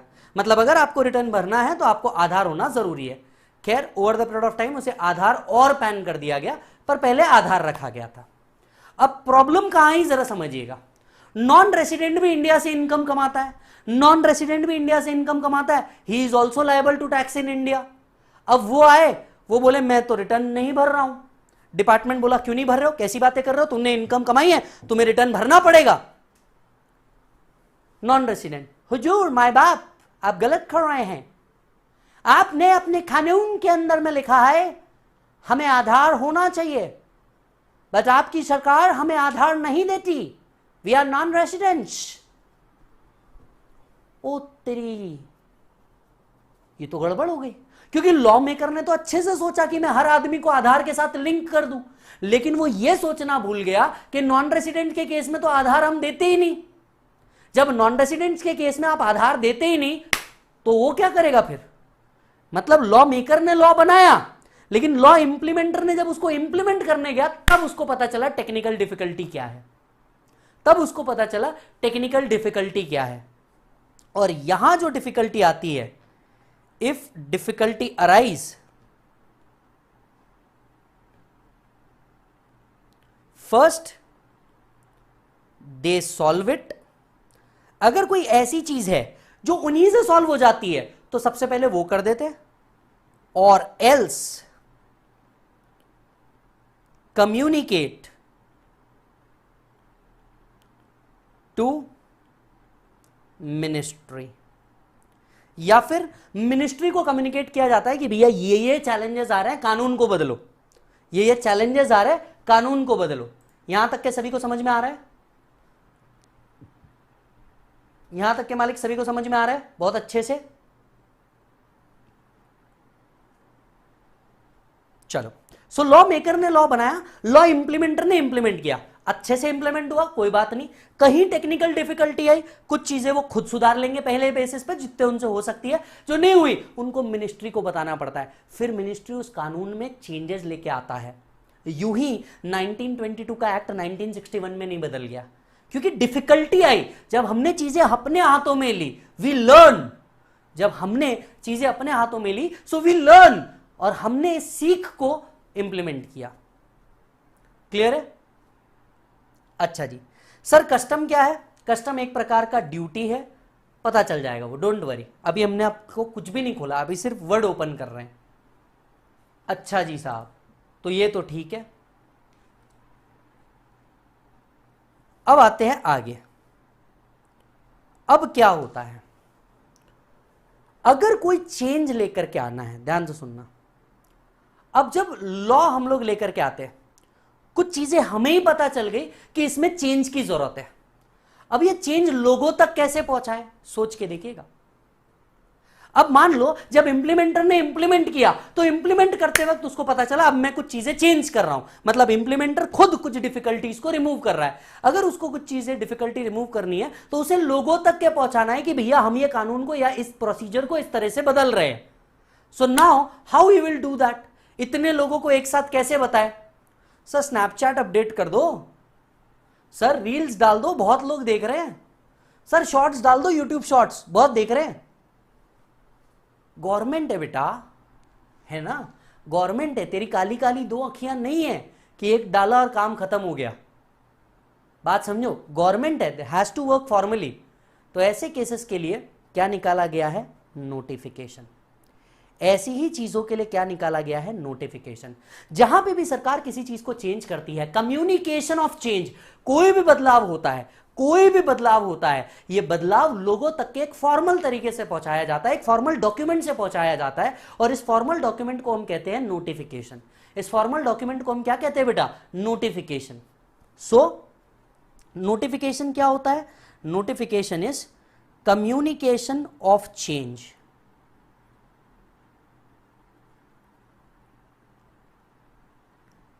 इन एक्ट और रूल्स। अच्छा sir, it's a communication of change. ठीक है sir, it is notified in official gazette. सरकार इसे नोटिफाई करती है। सर मुझे भी नोटिफिकेशन चाहिए, कहां मिलेगा? ऑफिशियल गैजेट पे जाओ। सर ऑफिशियल गैजेट अप्पा बड़वन चौक पे मिलेगा? ऑफिशियल गैजेट की वेबसाइट है। यस, ई गैजेट .nic.in, egazette.nic.in ये वेबसाइट है। इस पे आ जाता है, फिजिकल फॉर्म भी आता है। इनकम टैक्स इंडिया .gov.in पे भी मिल जाएगा। इनकम टैक्स इंडिया .gov.in पे भी आपको ये मिल जाएगा। ओके, तो अब समझा नोटिफिकेशन क्या होता है कि सरकार को अगर कुछ भी बदल गया वो बदल गया, अगर कुछ भी बदल गया तो बदलाव लोगों तक कैसे पहुंचाया जाता है? बदलाव लोगों तक के पहुंचाया जाता है by way of issue of notification. Sir notification और एक्ट दोनों भिड़ गए, कौन जीतेगा, एक्ट या नोटिफिकेशन? सपोज दोनों में कॉन्ट्राडिक्शन है, सपोज कर लो दोनों में कॉन्ट्राडिक्शन है, जनरली ऐसा होता नहीं, पर अगर इसमें कॉन्ट्राडिक्शन है तो आप मुझे बताइए कौन जीतेगा, एक्ट जीतेगा या नोटिफिकेशन जीतेगा? अमित कह रहे हैं सर एक्ट।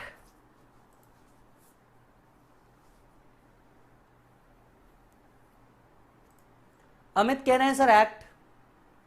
यश कह रहे हैं सर नोटिफिकेशन। प्रतीक्षा कह रही है sir notification.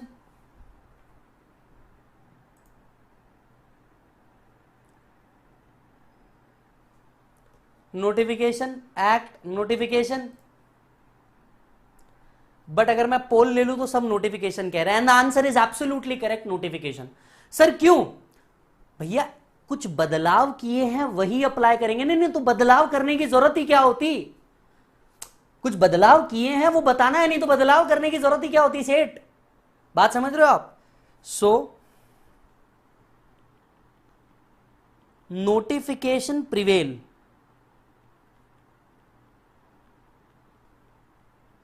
Over the act. Notification prevail over the act. छोटा सा एग्जांपल, एक्ट में लिखा है कि भैया due date of filing return है जुलाई, पर नोटिफिकेशन ला करके इसको आगे बढ़ा दिया जाता है। नोटिफिकेशन लाके इसको आगे बढ़ा दिया जाता है। ऑल नोटिफिकेशन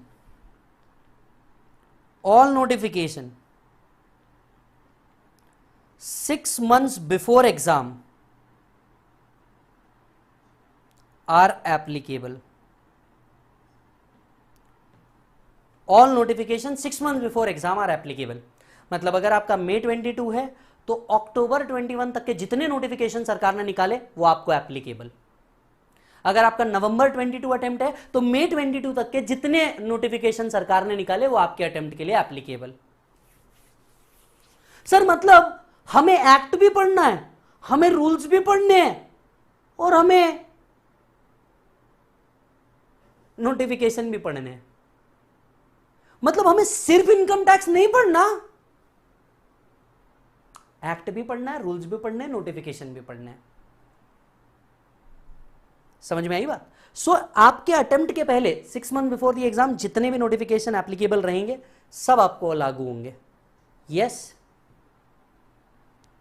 अच्छा जी सर। सर नोटिफिकेशन अगर ये है, नोटिफिकेशन अगर ये है तो सर सर्कुलर क्या है? Anyone, what is circular?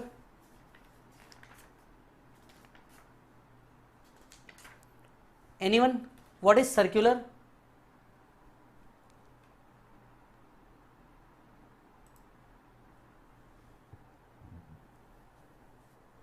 Anyone, what is circular?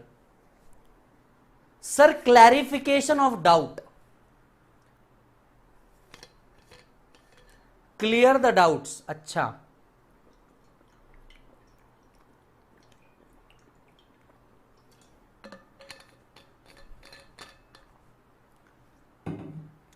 Interpretation के लिए रहता। अच्छा, डाउट क्लियर करने के लिए रहता।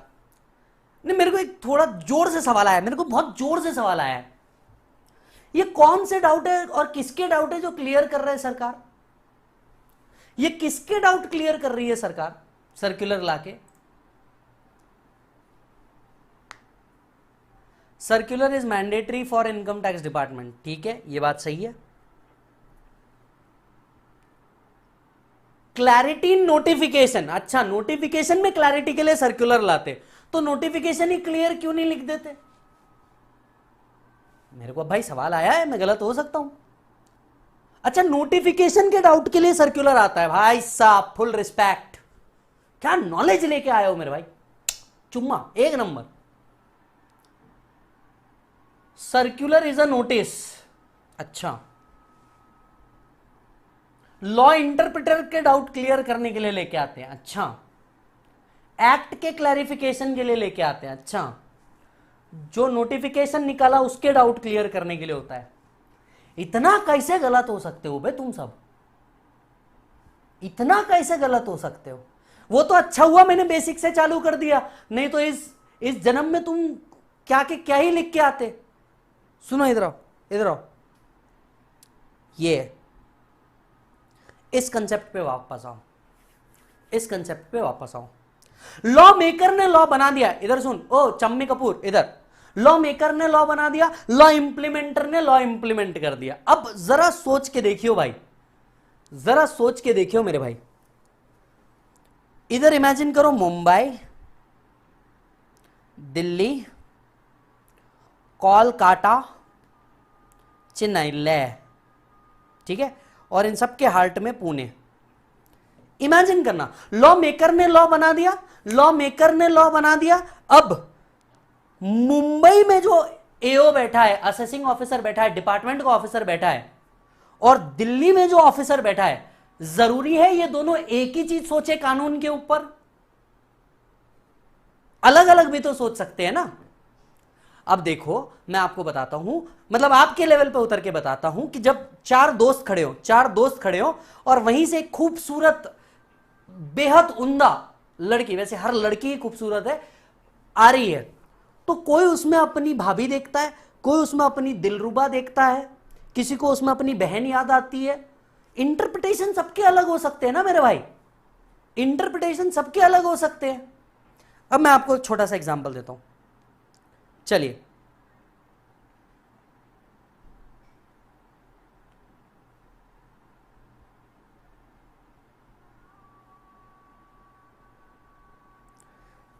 जितने नालायक बच्चे हैं, मजे करने का एक टाइम दे रहा हूं, ठीक है, मजे करने का एक टाइम दे रहा हूं। What is this?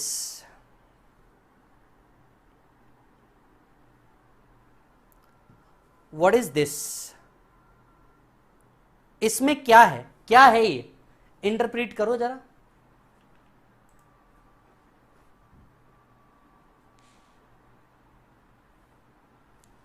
क्या है जरा ये इंटरप्रीट करो। एनीवन, आपके जो दिल में आ रहा है बिंदास लिखिए। अपने हाथों को आज रोकना अपने आप को सजा देने जैसा है। अ बियर ग्लास विथ आइस, बहुत बढ़िया बेटा। सर पानी है, सर बार में जो मिलता है वो है, सर जूस है। ये लोग नया इतिहास बनाएंगे, जूस है। अच्छा सर पानी में आइस है, सर पिना कोलाडा है, सर वेल है, वेल। अच्छा सर शेक है। अबे विस्की की स्पेलिंग डब्ल्यू से आती है, वी से नहीं, नालायक लड़के। खाना बनाने का बर्तन है सर, बहुत बढ़िया। अमीर लोगों के जूस के ग्लास है सर ये। रात की तैयारी है सर ये। लेमन सोडा है सर ये। लेमन ड्रिंक है सर। नींबू शरबत है सर ये। टकला शॉट नहीं बे, टकीला शॉट होता है। टकला शॉट क्या होता है ये जीवन में? मॉकटेल है सर। नींबू पानी, कोल्ड ड्रिंक। अब रुक जा बेटा, आगे मत बढ़, मैं लेक्चर छोड़ दूंगा, आगे मत बढ़, ध्यान से सुन जरा। सोचना तुमने क्या किया। मैंने तो आप सबके सामने एक चीज रखी, लेकिन जिसकी जैसी इच्छा, माहौल, एक्सपीरियंस, इंटरप्रीट सबने अपने अपने तरीके से किया। कोई ने इसे जूस कहा, कोई ने इसे पानी कहा, कोई ने इसे डस्टबिन कहा, सबने अपने अपने तरीके से इंटरप्रेट किया। क्यों भाई, ऐसा क्यों? यही तो पॉइंट है मेरे लाला। लॉ किसी एक आदमी ने बनाया, अपना पढ़ाने का तरीका ऐसा ही है भाई, बात समझ ले। कानून बना के किसी ने रख दिया, इंटरप्रेट तो कोई कुछ भी कर सकता है। इंटरप्रेट तो कोई कुछ भी कर सकता है। See, I am responsible for what I said, not what you understood. No, मैंने तो कानून बना करके यहां रख दिया। हर आदमी ने अपनी इच्छा, एक्सपीरियंस, अवेलेबिलिटी, कॉस्ट के हिसाब से यहां पे लगा दिया, अपने मर्जी के हिसाब से। अब तुम एक साथ, जिनको मैं एक ही कंसेप्ट पढ़ा रहा हूं, वो अगर इसके बारे में अलग अलग सोच सकते हैं, तो सोचो मुंबई में बैठा ऑफिसर, दिल्ली में बैठा ऑफिसर, कोलकाता में बैठा ऑफिसर, चेन्नई में बैठा ऑफिसर, ये इस प्रोविजन पे अलग अलग थॉट ले सकते कि नहीं ले सकते? भाई और बहनों जल्दी से बताओ, ले सकते कि नहीं ले सकते? ले सकते कि नहीं ले सकते? और मैं पहली बता रहा हूं, आज तो तुमने बोल दिया, मेरी ड्राइंग पे अगर किसी ने नेक्स्ट टाइम कुछ किया ना, बहुत मारूंगा मैं। मॉडर्न आर्ट है बेटा, मॉडर्न आर्ट समझता नहीं है हर एक को। जब आप यहां बैठे बैठे इसका अलग इंटरप्रिटेशन निकाल रहे हो, एक जगह रह के अलग अलग इंटरप्रिटेशन निकाल रहे हो, मेरे भाई, मेरे दोस्त, मेरे लाल, वो तो अलग अलग शहरों में बैठे हैं, अलग अलग इंटरप्रिटेशन क्यों नहीं निकालेंगे? क्यों नहीं निकालेंगे, ये तो बोलो। यस,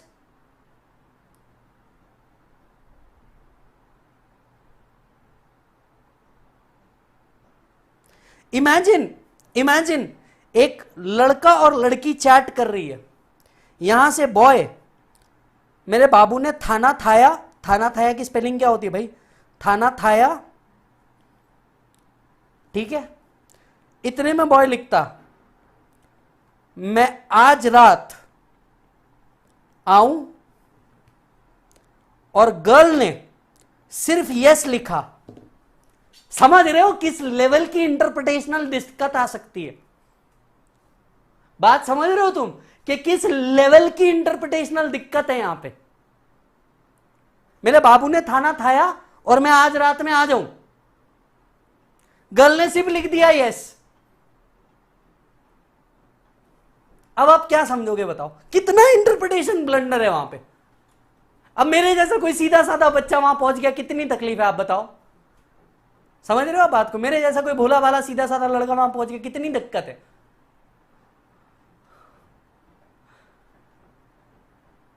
ऐसी चीजें होती है बेटा, यहां इंटरप्रिटेशनल दिक्कत होती है। यहां लड़कों को दिल पे जितनी चोट पहुंचती है ना, इंटरप्रेटर को भी बस उतनी ही पहुंचती है। बात समझ रहे हो? तो ये जो मेरे बाबू ने थाना थाया के चक्कर में ये इंटरप्रिटेशनल दिक्कत है। अब ये इंटरप्रिटेशनल दिक्कत ना हो या ये बढ़ ना जाए, इसके लिए क्या किया? व्हाट्सएप ने भी क्लियर कर दिया, भैया इस मैसेज को ऐसा राइट क्लिक करो तो आप पर्टिकुलरली उसका ही रिप्लाई करोगे। सरकार को भी जब इस तरीके की क्लैरिटी लेनी होती है, जब डिपार्टमेंट में क्लैरिटी चाहिए होती है, नहीं तो होगा क्या जरा समझना। डिपार्टमेंट में अगर क्लैरिटी ना रहे तो क्या होगा मैं आपको बताता हूं। डिपार्टमेंट में अगर क्लैरिटी ना रहे तो क्या होगा मैं आपको बताता हूं, ठीक है? इमेजिन करो, right, in a different way. इधर आओ बेटा, किसी ने डरना मत। ये मेरा रेगुलर स्टाइल है तो डरना मत। आपका पेट दुख रहा है, ठीक है? इमेजिन करना इंटरप्रिटेशन में दिक्कतों में क्या तकलीफ आती है, और अगर ये क्लियर नहीं किया गया तो क्या हो सकता है। इसका एक क्लासिक एग्जांपल आपको देता हूं, ठीक है? सपोज एक व्यक्ति के पास में पेट दर्द हो रहा था, वो डॉक्टर के पास गया। डॉक्टर के पास जाके बोलता है, डॉक्टर साहब बहुत जोर से पेट दर्द कर रहा है, बहुत पेट दर्द कर रहा है सर, बहुत पेट दर्द कर रहा है। डॉक्टर चेक करने के बाद, हाँ कुछ नहीं गैस है, चलो जाओ गैस है।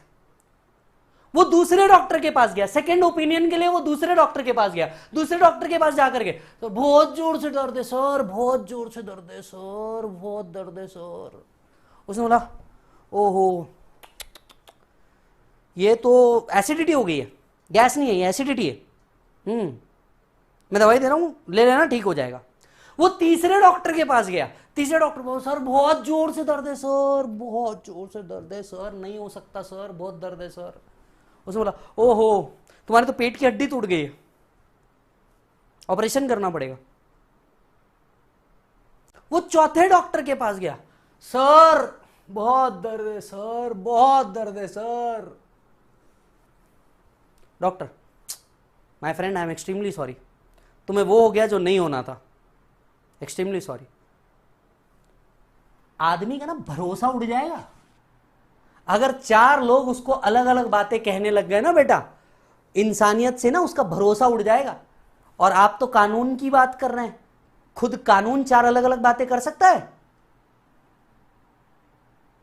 खुद कानून 4 अलग अलग बातें कर सकता है? नहीं कर सकता।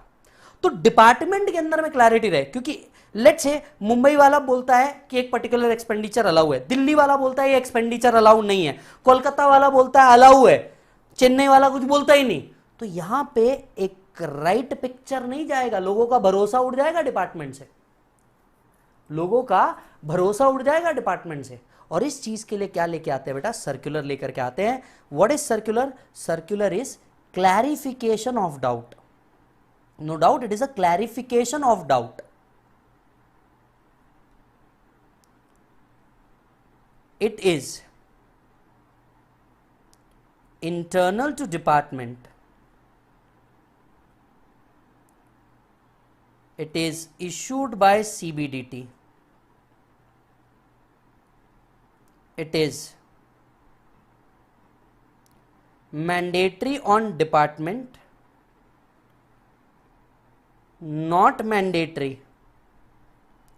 on assessee. It is mandatory on department, not mandatory on assessee. मतलब क्या है इसका? इसका मतलब ये है कि ये डिपार्टमेंट पे मैंडेटरी है भाई साहब, ये डिपार्टमेंट पे मैंडेटरी है, असेसी पे मैंडेटरी नहीं है। असेसी कोई भी इंटरप्रिटेशन ले सकता है ना, लॉ मेकर ने लॉ बनाया, मैं दूसरा इंटरप्रिटेशन ले सकता हूं, assessee can make a different interpretation, department के नॉट। यस, इसीलिए क्या लेके आते हैं बेटा? क्लैरिफिकेशन लेके आते हैं।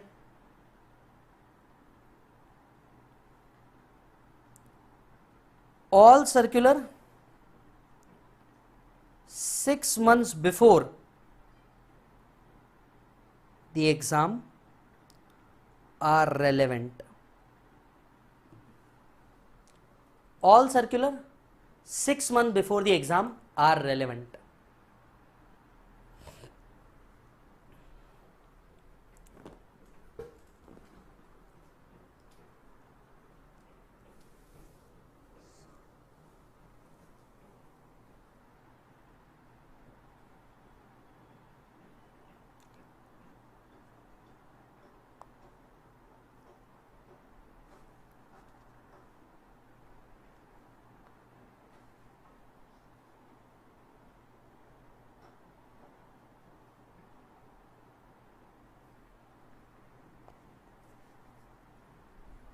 डन जी?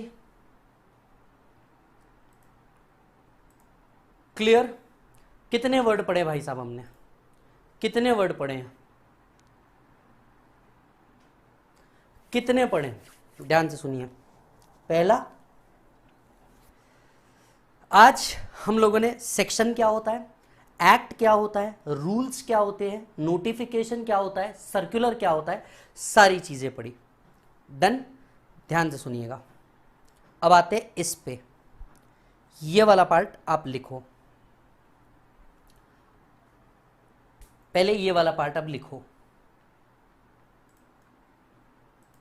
उसी के नीचे ये बनाओ, हाउ लॉ वर्क्स।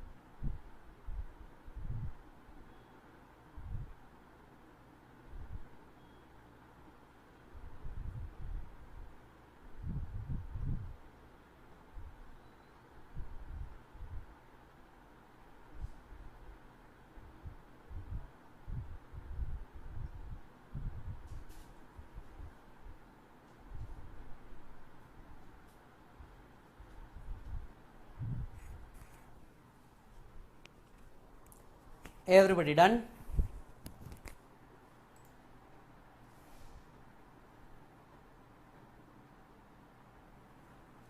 किसी का बाकी होगा प्लीज निपटा लो।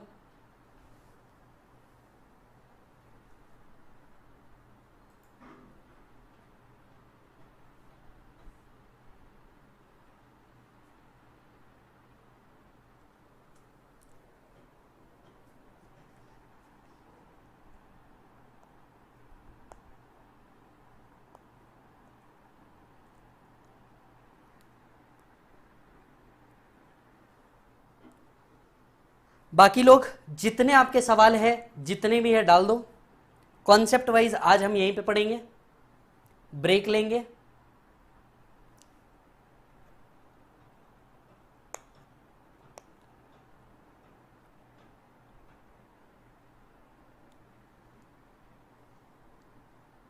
लॉ इंप्लीमेंटर,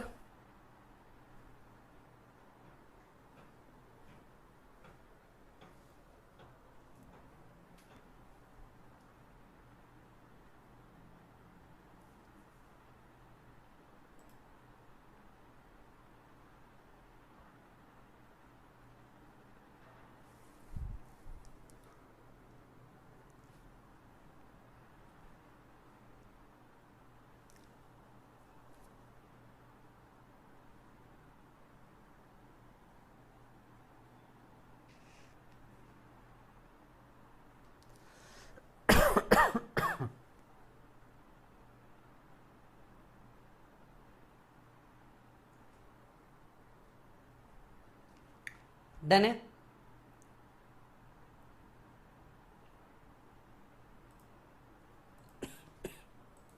चलिए, सो कॉन्सेप्ट वाइज अभी हम ब्रेक लेंगे।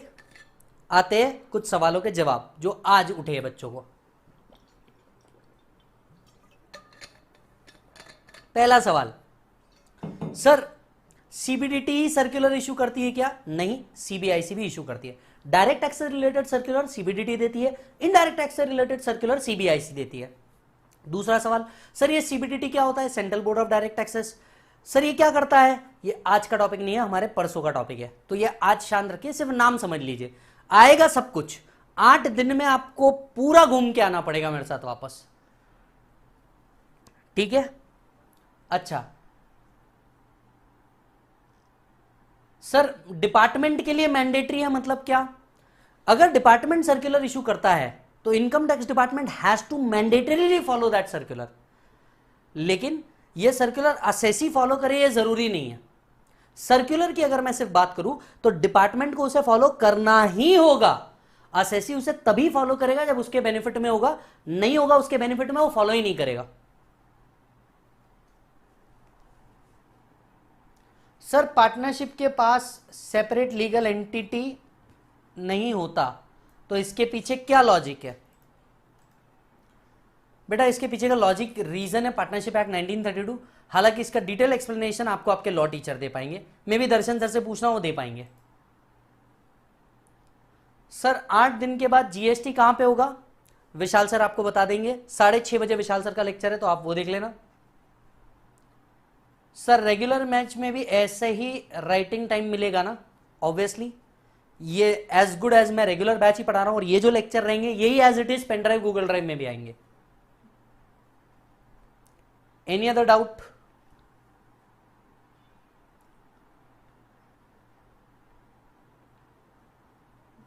कोई और डाउट मालिक? Who is assessee? 4 दिन बाद का सवाल है। सिंपल शब्दों में टैक्स पेयर, पर ये सवाल 4 दिन का है क्योंकि सिर्फ टैक्स पेयर पे वो डेफिनेशन खत्म नहीं होती। फेस टू फेस क्लासेस यही है पुणे के अंदर में, as such face to face नहीं होने वाला बेटा अभी तो भी। Is that done? चलो जी, थैंक यू सो मच आज के लिए। कल इसी समय यही यहां पे वापस मिलूंगा आप लोग को, राइट? तब तक के लिए आप अपने बाकी के दोस्त भी होंगे उनको भी लेकर के आ जाइए, उसको बोले टाइम वेस्ट करने से अच्छा आकर के बैठ जाए लेक्चर देख ले। यस सर टाइमिंग यही रहेगा, हम लोग 4 से 5:30 ही लेंगे। 4 से 5:30 का time is the best time, यही कंटिन्यू करते हैं।